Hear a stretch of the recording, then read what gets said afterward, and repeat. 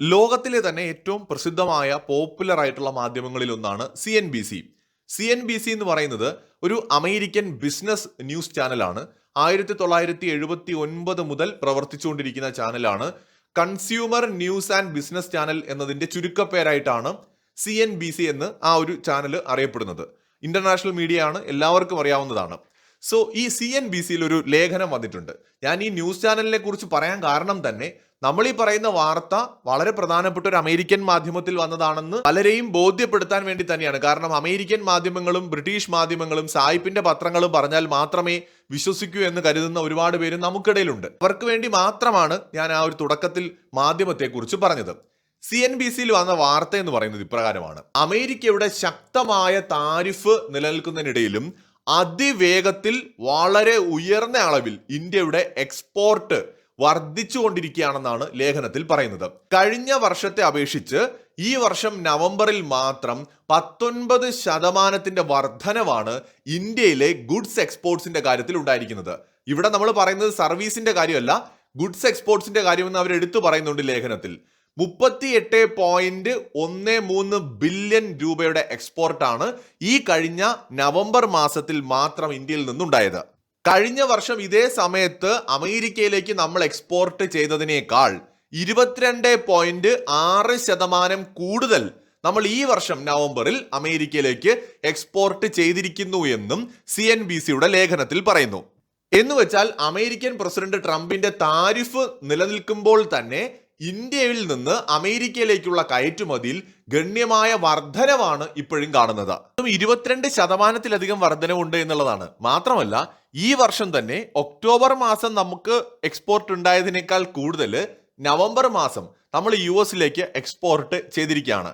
എന്ന് വെച്ചാൽ Indian economy വളരെ വേഗത്തിൽ വളരുന്നതിനോടൊപ്പം തന്നെ നമ്മുടെ എക്സ്പോർട്ടിലും കാര്യമായ പുരോഗതി ഉണ്ടാവുകയാണ്. ഇന്ത്യ ഫേസ് ചെയ്യുന്ന ഏറ്റവും വലിയൊരു പ്രശ്നം എന്താണെന്ന് വെച്ചാൽ ട്രേഡ് ഡെഫിസിറ്റ് ആണ്.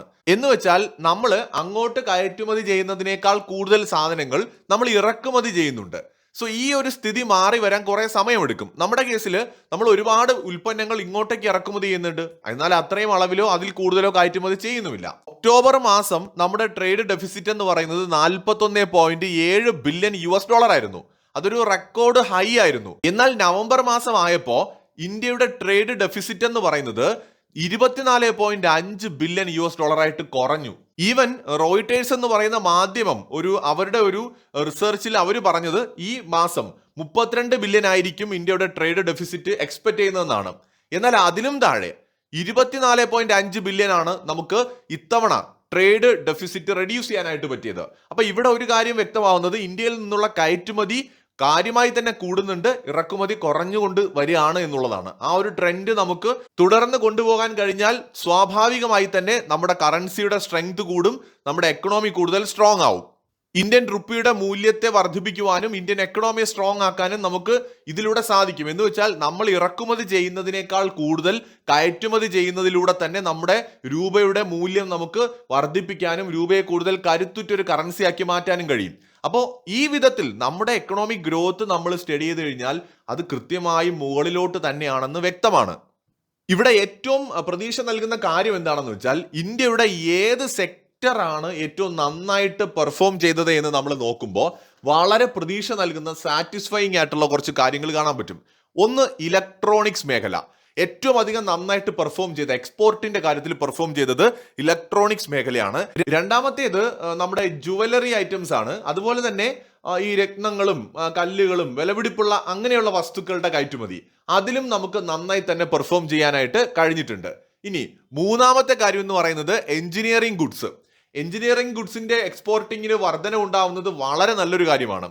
നാലാമത്തേതെന്ന് പറയുന്നത് റെഡിമെയ്ഡ് ടെക്സ്റ്റൈൽ മേഖലയിൽ വലിയ രീതിയിലുള്ള ഒരു ഗ്രോത്ത് നമുക്ക് കാണിക്കാനായിട്ട് പറ്റിയിട്ടുണ്ട്. അതും വളരെ പ്രതീക്ഷ നൽകുന്ന ഒരു കാര്യമാണ്. ഇനി ഇതിനകത്ത് ഏറ്റവും ഇൻട്രസ്റ്റിംഗ് ആയിട്ടുള്ള കാര്യം എന്താണെന്ന് വെച്ചാൽ ഇന്ത്യയിൽ അമേരിക്ക ഓഗസ്റ്റിനാണ് ഇന്ത്യയുടെ മേലെ 25% താരിഫ് ചുമത്തുന്നത്.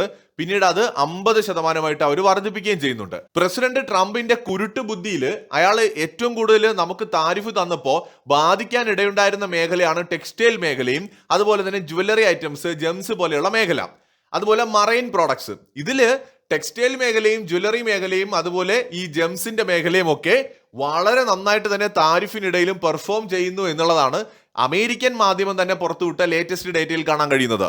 കാരണം ജെംസും ജ്വല്ലറിയും പോലെയുള്ള കാര്യങ്ങളിൽ ഇന്ത്യയുടെ ഒരു മേധാവിത്വം പൊതുവെ ഇന്റർനാഷണൽ മാർക്കറ്റിലുണ്ട്. മറൈൻ പ്രോഡക്ട്സിന്റെ കാര്യത്തിൽ വേറെയും കുറെ പ്ലേയേഴ്സ് ഉണ്ട്. ഇപ്പൊ വിയറ്റ്നാം ആയിക്കോട്ടെ, ഇന്തോനേഷ്യ ആയിക്കോട്ടെ, തായ്ലൻഡ് ആയിക്കോട്ടെ, ഈ രാജ്യങ്ങളൊക്കെ തന്നെ ഈ മറൈൻ ഉൽപ്പന്നങ്ങൾ ഈ ഇന്റർനാഷണൽ മാർക്കറ്റിൽ സെയിൽ ചെയ്യുന്നതിൽ മുന്നിട്ട് നിൽക്കുന്ന രാജ്യങ്ങളാണ്. അപ്പോൾ ഇന്ത്യയിൽ നിന്നുള്ള മറൈൻ പ്രോഡക്റ്റുകളെ അവർക്ക് കൺട്രോൾ ചെയ്താലും വേറെ സ്ഥലത്ത് നിന്ന് കിട്ടും എന്നുള്ളൊരു അഡ്വാൻറ്റേജ് ഉണ്ട്. പക്ഷെ അപ്പോഴും ഇന്ത്യയിൽ നിന്ന് മാത്രം കിട്ടുന്ന ക്വാളിറ്റി പ്രോഡക്റ്റുകൾ ഒരുപാടുണ്ട്. സോ അതൊരു താൽക്കാലിക ഒരു തിരിച്ചടി മാത്രമല്ല ഇന്ത്യ വേറെ മാർക്കറ്റുകൾ ഓപ്പൺ ചെയ്യുകയും ചെയ്തു. സോ ഇതിലൂടെ നമ്മൾ US ഉപരോധങ്ങളെ ഇന്ത്യ ഗവൺമെന്റ് തന്ത്രപരമായിട്ട് മറികടക്കുന്നു എന്നുള്ളതാണ് CNBCയുടെ റിപ്പോർട്ടിൽ കാണാൻ കഴിയുന്നത്. അമേരിക്കയുടെ 50% നികുതിയുടെ സാഹചര്യത്തിലും ഇന്ത്യൻ എക്കണോമി നന്നായിട്ട് പെർഫോം ചെയ്യുന്നു. 8.3 വരെ നമ്മൾ GDP ഗ്രോത്ത് കാണിക്കുന്നു.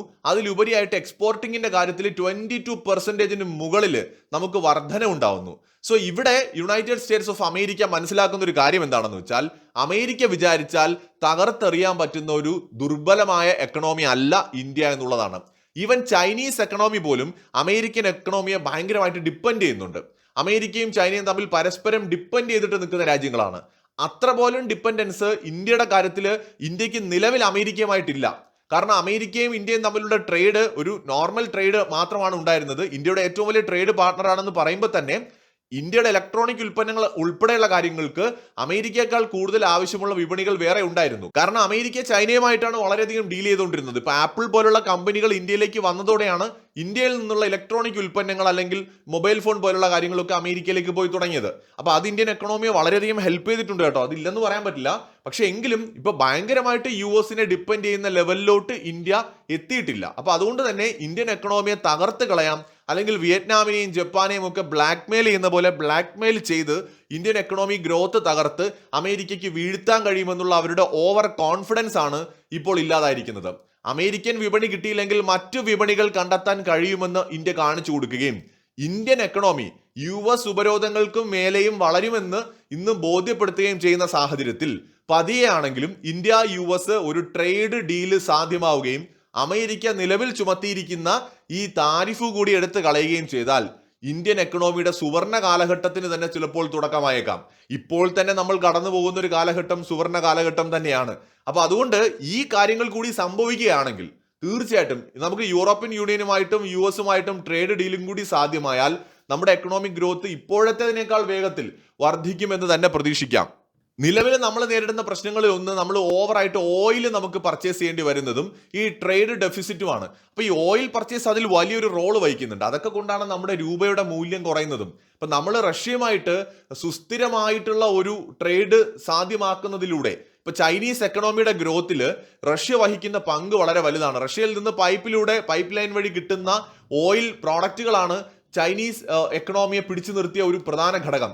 അതിന് പുറമെയാണ് അവർ ഗൾഫിൽ നിന്നൊക്കെ ഇമ്പോർട്ട് ചെയ്യുന്നത്. അപ്പൊ അതുപോലെ റഷ്യയിൽ നിന്ന് നമുക്ക് എണ്ണ ഉൽപ്പന്നങ്ങൾ എന്നേക്കുമായിട്ട് സെറ്റിൽ ചെയ്യാൻ പറ്റിയാൽ, ഉറപ്പ് വരുത്തിയിട്ട് നമ്മൾ ട്രേഡിൽ കൂടുതൽ കോൺസെൻട്രേറ്റ് ചെയ്താൽ തീർച്ചയായിട്ടും നമുക്ക് ശക്തമായ ഒരു എക്കണോമി ഡെവലപ്പ് ചെയ്തെടുക്കാനായിട്ട് പറ്റും. ഇന്ത്യ റഷ്യയുമായിട്ട് അടുക്കുന്നതിനൊക്കെ അതുകൊണ്ട് കൂടിയാണ് US എതിർക്കുന്നത്. കാരണം നമുക്ക് മറ്റു രാജ്യങ്ങളുടെ മേലുള്ള ഈ ഓയിലിന് വേണ്ടിയിട്ടുള്ള ഡിപ്പെൻഡൻസി കുറയും. നമുക്ക് കുറെ കൂടെ ട്രസ്റ്റ് ചെയ്യാൻ പറ്റുന്ന പാർട്ണറാണ് റഷ്യ. അങ്ങനെ ഒരുപാട് കാര്യങ്ങൾ ഇതിന്റെ പുറകിലുണ്ട്. അപ്പൊ എന്തായാലും ഇന്ത്യൻ എക്കണോമി അമേരിക്കൻ ഉപരോധങ്ങളെയും മറികടന്നുകൊണ്ട് വളരുന്നു. അതോടൊപ്പം തന്നെ ഈ കയറ്റുമതിയുടെ കാര്യത്തിൽ 22% വർധനവാണ് ഇന്ത്യ കാണിച്ചിരിക്കുന്നത്. ഇപ്പൊ അതും ഗുഡ്സിന്റെ കാര്യത്തിലാണ്, സർവീസും അല്ല. ഗുഡ്സ് എന്ന് പറയുമ്പോൾ വളരെ ഇമ്പോർട്ടന്റ് ആണ്. നമ്മളിവിടെ പ്രൊഡക്ഷൻ നടക്കുന്നുണ്ട് എന്ന് വേണം നമ്മൾ ഇതിൽ നിന്ന് മനസ്സിലാക്കാൻ. കാര്യമായ പ്രൊഡക്ഷൻ നടക്കുന്നുണ്ട്, അതിൽ ഗണ്യമായ വർധനവും ഉണ്ടാവുന്നുണ്ട്. മറ്റൊരു വീഡിയോയുമായി വീണ്ടും വരാം.